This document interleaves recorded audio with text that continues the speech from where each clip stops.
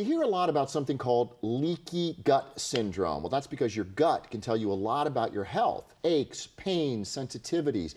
It can all be remedied, though, using natural treatments. Dr. Deepa Verma from Synergistic Integrative Health is here now for a gut check. All right, let's get into this. We have heard a lot about this leaky gut syndrome. It's pretty rampant. A lot of people suffer from this and don't even know that they do. First of all, what does our gut tell us about our health?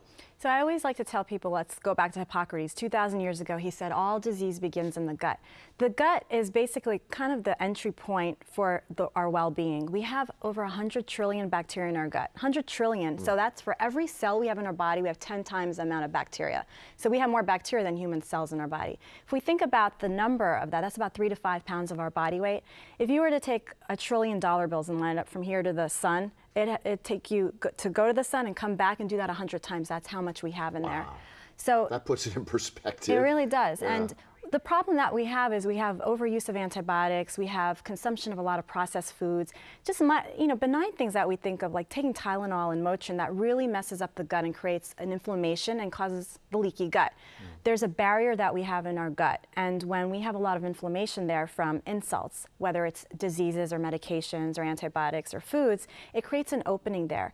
And then from there on, we get a lot of autoimmune conditions, so we start linking things like autism and depression, like Hashimoto's and lupus, those type of autoimmune conditions where your body is attacking its own cells in there, because now we're creating an opening in the barrier. If we think about the digestive tract, it starts from a mouth that ends in our rectum. And it's created as a long hollow tube to keep out any foreign substances. So once you have the permeability that's opened up, now you have things going in and out, and that creates a sort of inflammatory reaction. Okay, but people, they're going to be listening to you here and saying, well, I've got to take antibiotics when I get sick, right? And so how do people prevent this syndrome from happening, and what can you do in order to kind of boost your gut? So you have to have an awareness. So when you are taking things that are going to be foreign to the body, anytime you take an antibiotic, you're creating a shift in the diversity of the bacteria. We have over like 400 to 1,000 strains.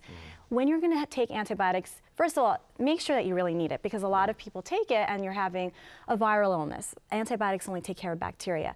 But if you absolutely need antibiotics, make sure that you talk to your doctor and look into taking probiotics, eating fermentable fibers, eating foods that are not processed, so you can start restructuring your gut and getting back that good bacteria and flora, because there's a lot of connection between the brain and the gut, your heart and the gut. So when your gut is off, everything in your body is off.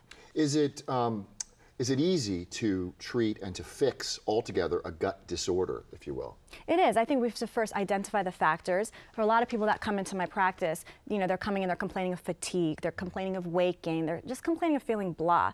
So the first thing I really do is I sit down and I say, well, what are you eating? Have you looked at your poop lately? And it's... Hey, just got to put it out there, right? It's a natural thing. I think it sounds funny, but you have to look in the toilet, because you can potentially be flushing down your health. We talk about form and frequency and color. You have to look at the way it is and see how it's composed of, because you can see what you're eating, the medications that you're taking, all those things are going to be evident in how you're going to the bathroom. You have to go a few times a day. Once every 3 days is not normal. The color, the smell, you have to really kind of investigate that and bring it up with your doctor. Well, bon appetit. I hope you're not eating breakfast. I know, right? Thank you, doctor. No, this is really important stuff. It is important. All right, for more information, you can go to drdeepaverma.com, or you can call her at 727-754-2936. Great information. Thanks so much. Thanks, Jerry. Be right back.